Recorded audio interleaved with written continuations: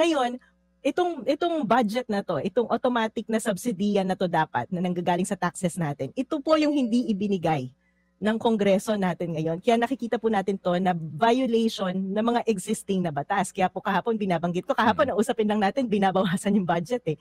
Ngayon hindi talaga binigyan ng budget, kaya talaga po tayo ay magtutungo muli sa Supreme Court.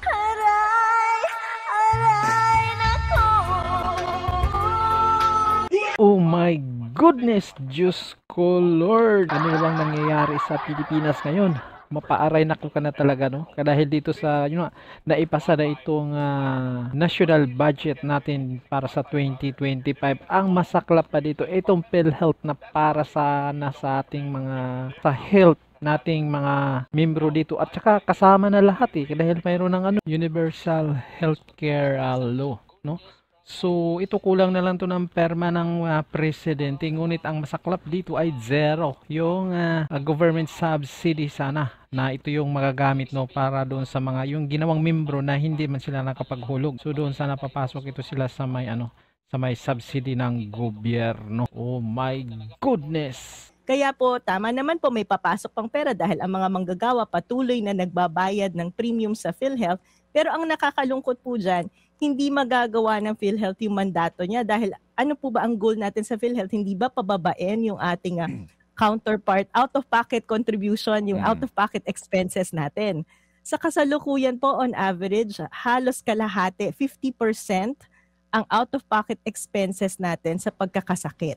Yan po ay isa sa pinakamataas dito sa Southeast Asia. Ibig sabihin, hindi nagagampanan ng PhilHealth ang trabaho niya na ibsan yung burden ng pagkakasakit sa Pilipinas. Ngayong hindi binigyan ng subsidy ang PhilHealth, mas lalong hindi niya magagawa yung trabahong yan dahil katulad ng sinasabi po natin, walang sapat na pondo ang PhilHealth para bayaran yung kasalukuyang pagkakautang niya at saka yung mga haharapin niyang gastusin. So, mali yung pagkakaintindi ng ilan na hindi, may 600 billion na para bagang nag-aawak-awak ang pera ng PhilHealth na yung 600 billion na yan ay surplus at meron ka pang ibang pera para doon sa obligasyon mo 2 years ago sa mga ospital at yung paparating na obligasyon sa mga Pilipino magkakasakit, ma'am. Opo, maling-mali po yan. In fact po, hindi po natin pinagtatanggol ang PhilHealth. Maraming kailangang ayusin ng PhilHealth. Ito nga lang pong halimbawa yung e-consulta, yung consulta package. Maganda po yan pag tiningnan natin dahil yan ay basic parang consultation package na natin. Pupunta tayo sa doktor, maaari na tayong magpa-check up. Pero ang tanong, bakit walang mga private provider na sumasali dyan sa consulta package? Dahil napakaliit po ng budget, hindi po realistic yung inilalaan ng PhilHealth. So parang sa papel, magandang pakinggan, may ganyang programa. Implementation-wise, hindi ma-implement dahil walang gustong mag-affiliate na doktor dahil napakaliit ng budget na nilalaan nila. Unreasonable. So, paano pong magiging mas epektibo ang PhilHealth kung hindi bibigyan ng budget ng gobyerno? At alam niyo po, sobrang disappointing pag tiningnan niyo yung resulta ng budget na pinirmahan ng Kongreso.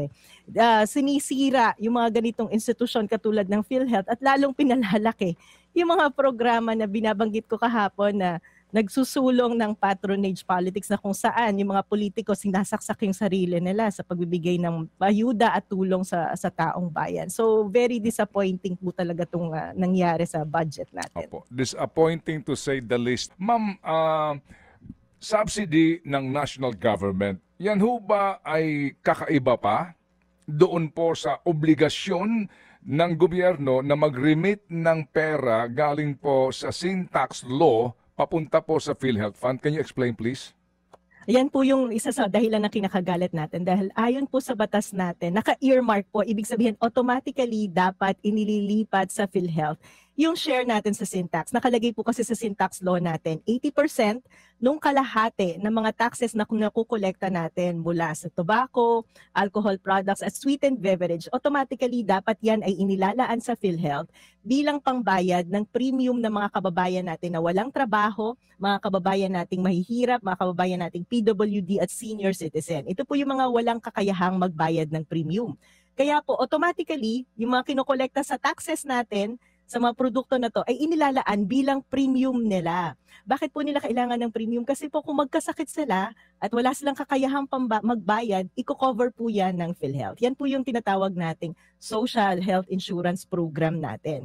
Ngayon, itong budget na to, itong automatic na subsidiya na to dapat na nanggagaling sa taxes natin, ito po yung hindi ibinigay ng Kongreso natin ngayon. Kaya nakikita po natin to na violation ng mga existing na batas. Kaya po kahapon binabanggit ko, kahapon ang usapin lang natin, binabawasan yung budget eh. Ngayon hindi talaga binigyan ng budget, kaya talaga po tayo ay magtutungo muli sa Supreme Court para questionin itong ginawa ng Kongreso natin dahil naniniwala tayo na ito ay illegal at unconstitutional dahil binaviolate nito yung karapatan natin pangkalusugan at binaviolate nito yung batas ng universal healthcare at pati na rin ang sin tax law. Opo. So nangangahulugan po, ma'am, na kapag pinag-uusapan natin yung national government subsidy sa PhilHealth ay yung pong koleksyon sa sin tax law at other sources ba, including, ma'am, if you also remember, di ho ba na meron pong ibinibigay na 50% share ang national government doon sa income ng PAGCOR na dapat daw po ibinibigay po sa PhilHealth at maging ang sinasabi po na 40% ng charity fund ng PCSO. Can you explain further, ma'am? Tama po yun. So maliban pa po dun sa excise tax na nanggagaling sa tobacco at excise tax galing sa sugary beverage, may nanggagaling pa rin pong pondo sa PCSO at PAGCOR na dapat ay inililipat sa PhilHealth. Dahil ang goal nga po natin, lahat ng mga Pilipino, kaya may pambayad ka ng premium o wala, kailangan ay enrolled ka sa PhilHealth dahil gusto nating maiwasan yung tinatawag na catastrophic situation na kung saan kapag nagkasakit ka, wala kang pambayad, bebenta mo yung mga ari-arian mo, gagalawin mo yung savings mo. Gusto po natin maiwasan talaga yon dahil lahat ng Pilipino at some point magkakasakit. Kaya kailangan nasa insurance tayo. Kaya naman, nung dinesign ang Universal Health Insurance System natin, talagang nag-identify ng mga sources ng pondo na maaaring ilaan dito. Kaya nga po talagang nakakagalit naman na ito mismo mga congressman at senador natin ang sumisira at bumababoy dito sa Universal Health Insurance program ng ating gobyerno. So nangangahulugan man, ma'am, na nung sinasabi na nila, nag-announce na po itong small committee ng BICAM na ito na composed po lamang para ng dadalawang miyembro, yung chairperson po ng Senate at ng House, na totally wala na pong national government subsidy sa PhilHealth for 2025, pati po itong dapat na remittance po ng national government mula sa PAGCOR at maging PCSO ay hindi rin po ibibigay. Tama po, tinanggal po lahat yan. Mapapatawa ka na lang talaga sa kagaguhan na nangyayari dito sa gobyerno natin. Di ba? Yung nakakalungkot dyan, Manong Ted, kasi tayong mga manggagawa, wala naman tayong option eh. Kasi automatically deducted yan eh sa sweldo natin, hindi po ba? At ang inaasahan natin ay, well, palaki ng palaki yung premium na binabayaran natin sa PhilHealth, pero yung counterpart ng PhilHealth, ano ba yung napapakinabangan natin sa PhilHealth? Napakaliit. Kailangan mo munang mapunta sa emergency bago mo pakinabangan, di ba? Ni walang outpatient benefit, walang dental, pero lumalaki yung premium na binabayaran natin. Ngayon, na tinanggalan ng subsidy ng gobyerno ang PhilHealth, yes, may pera pa rin kasi yung mga manggagawa patuloy na magbabayad. Pero kung mag-expect tayo ng improvement dun sa serbisyo na nakukuha natin sa PhilHealth, malabo yan.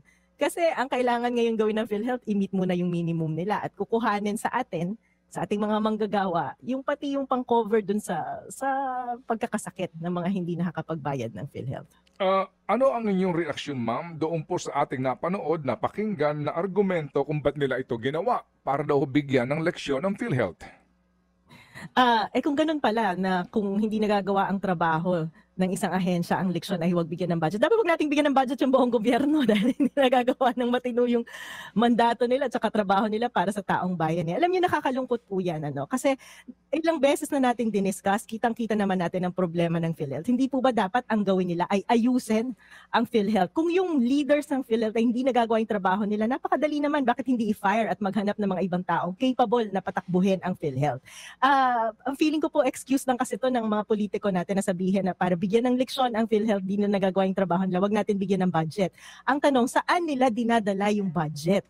Dinadala nila to sa mga programa na kung saan kailangan mo pa ng endorsement ng mga politiko bago mo mapakinabangan yung mga taxes na binabayad mo sa gobyerno. Yung kailangan pa ng endorsement, kailangan pang magmakaawa. Yun po yung mas lalong nakakagalit dito. Imbes na ayusin yung mga programa ng gobyerno, lalo natin itong sinisira, pinapabayaan at gumagawa tayo ng mga bagong programa na kung saan balik na naman tayo sa mga panglilimos